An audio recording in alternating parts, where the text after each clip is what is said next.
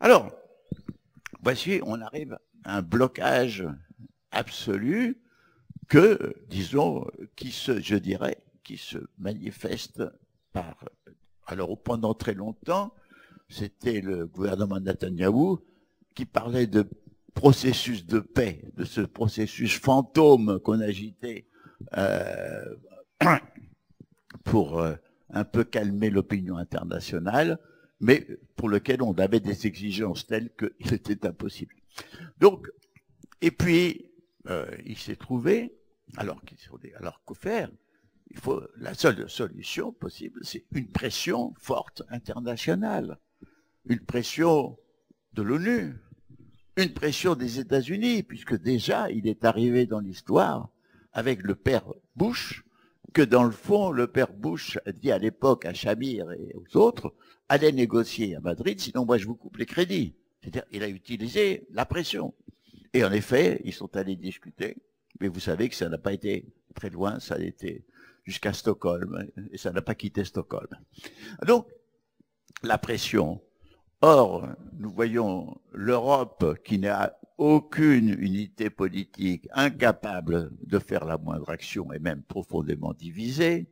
Or, nous avons vu, et là il y a eu un espoir, nous avons eu le président Obama, homme profondément conscient de la nature et de la gravité mondiale du conflit. Nous l'avons vu essayer d'intervenir une première fois en demandant le gel des colonies, à quoi il a été répondu non. Et le malheureux, alors je viendrai à ce, profitant, pensant que le printemps arabe était favorable à une évolution, parlant cette fois de ces deux États avec les frontières de 67 et la double capitale, à quoi non seulement il y a eu réponse négative, mais aussi, je dirais, un recul dans la parole, puisque se faisant acclamer au Congrès américain, enfin, par 16 ovations, Netanyahou a dit qu'il ne reconnaissait pas les frontières de 67 comme des frontières historiques valables, et du coup a balayé tout argument, disons, en faveur donc de la solution que nous connaissons, la solution possible, impossible. Alors, on est arrivé à un point de blocage absolu. De blocage absolu dans le présent et de conséquences extrêmement dramatiques pour le futur. Mais alors arrive le printemps arabe. Et, comme vous savez, ce printemps démocratique a épouvanté Netanyahou, qui est essayé d'intervenir auprès de toutes les chancelleries pour qu'elles soutiennent notamment Moubarak. Mais il faut dire que dans un premier temps, l'existence des nouvelles démocraties arabes dans tous ces pays aurait été extrêmement importante pour pouvoir effectivement constituer l'élément, le contexte de pression permettant de faire comprendre à ces gouvernements qui sont dans l'impasse absolue. Mais il se trouve que dans le deuxième temps de ce printemps arabe, c'est-à-dire dans le moment où arrivent nuages et orages, on peut dire que ce deuxième temps, c'est-à-dire les décompositions des grands mouvements démocratiques, entraîne quelque chose qui va dans le sens de ce qu'a toujours voulu la politique israélienne. C'est-à-dire le fait que des nations, grandes nations voisines, se décomposent en micro-nations sur des bases ethno-religieuses. Alors, on peut dire, prenez le cas de l'Irak. Bon, l'Irak, un despote, a été éliminé, mais l'Irak, que reste-t-il? Du reste, du fait de ce despote qui lui-même a fait des répressions sanglantes chez les chiites comme chez les Kurdes, c'est une nation plus ou moins démocratisée, mais presque disloquée. Hein, presque disloquée en trois parties. L'espoir maintenant du clan dominant en Israël, c'est que la Syrie se disloque, puisqu'elle a elle-même une certaine diversité religieuse, que le Liban, le malheureux Liban, qui lui-même supporte de plus en plus difficilement toutes ces tensions qui viennent des conflits voisins, et notamment d'Israël, lui-même se disloque.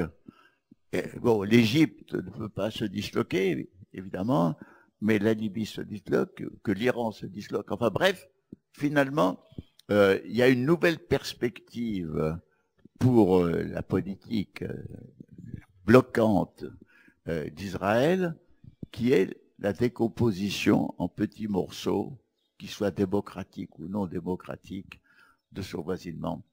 Et c'est quelque chose de très important, parce que vous savez que l'Irak, la Syrie, enfin toutes ces nations qui sont nées de la décomposition de l'Empire ottoman sont des nations récentes, comme le fut la Yougoslavie, qui est née aussi de la décomposition de l'Empire austro-hongrois et de l'Empire ottoman. Et ces nations étaient en formation, elles créaient une cohésion, elles créaient une unité nationale. Mais il a suffi d'une grave crise politique comme en Yougoslavie pour que tout se disloque en morceaux et donne lieu à une guerre horrible.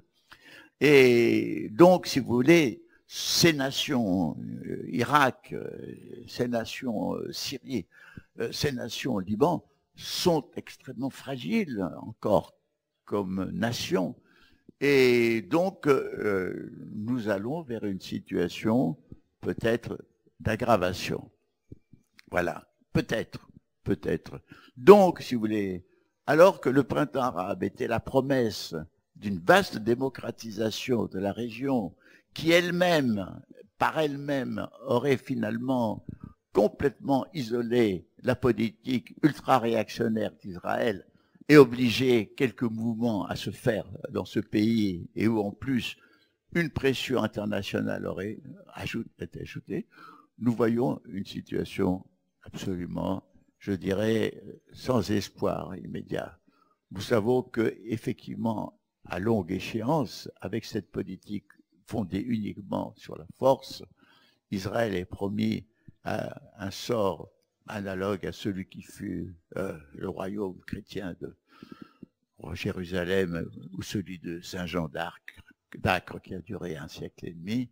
Nous voyons pas seulement ça, mais nous voyons effectivement des causes renaissantes de conflits, comme par exemple la pression continue d'Israël pour qu'il y ait une attaque sur l'Iran. Alors, donc, moi je crois que dans une telle situation, il faut se rendre compte que la chose est bloquée. Mais, une fois de plus, comme toujours dans ma vie et dans ma façon de penser, j'ai parié sur l'improbable. Il est évident déjà que le printemps tunisien, le printemps égyptien était absolument improbable pour un observateur extérieur qui voyait que le maintien de la stabilisation du système fondé sur une police répressive extrêmement efficace. Bon, nous avons vu l'improbable apparaître, l'improbable fleurir. Je crois que tout en maintenant les idées et les thèmes de la seule solution possible, il nous faut maintenant voir de quel improbable nous pourrons effectivement pouvoir se déployer des forces de paix profonde et de fait la sagesse politique. Parce qu'ici, la sagesse, c'est pas la sagesse des grands sages, hein, c'est la sagesse élémentaire. C'est la sagesse minimale, c'est la sagesse pour éviter les catastrophes, les destructions, la pire barbarie. C'est ça la sagesse. Nous sommes déjà dans une époque. Et alors, excusez-moi, je vais terminer là-dessus pour que bien qu'on comprenne ma façon de penser, puisque moi, j'ai vécu la guerre d'Algérie, j'ai participé par des actions contre cette guerre, et à un moment donné, je me suis rendu compte que la radicalisation du conflit développait le pire dans chaque camp. C'est-à-dire, en France, putsch militaire, hein, il y a un premier putsch qui a mis De Gaulle au pouvoir, et ça a été le génie politique de De Gaulle de réprimer l'autre putsch. Mais sinon, la France elle allait vers une dictature militaire comme celle des colonels grecs, ou celle de Franco, à la suite de cette guerre. Et, du côté algérien, les tendances les plus dictatoriales du FLN, qui du reste lui-même déjà avait liquidé physiquement l'autre parti résistant qui était le parti messaliste de MNA, et cette tendance, alors la France a évité la dictature grâce à De Gaulle, il n'y a pas eu un équivalent en Algérie, ni un équivalent bourguibiste ou autre, qui a évité, ce qui fait que la situation en Algérie a conduit non seulement à la dictature du FLN, mais a conduit après à tous ces mouvements islamistes que vous savez, guerre civile, le fils, etc. Catastrophe, évitée justesse en France, pas évitée par le peuple algérien, mais qui vient à un moment donné, et il y avait une solution, évidemment. Il y avait une solution que tout le monde connaissait, évidemment, comme pour la Palestine. Donc je pense que gardons la conscience que la solution est possible. Gardons la lucidité de savoir qu'actuellement elle n'est pas possible, et gardons l'espoir que, à nouveau, des forces naîtront pour imposer cette paix que nous souhaitons. Bravo.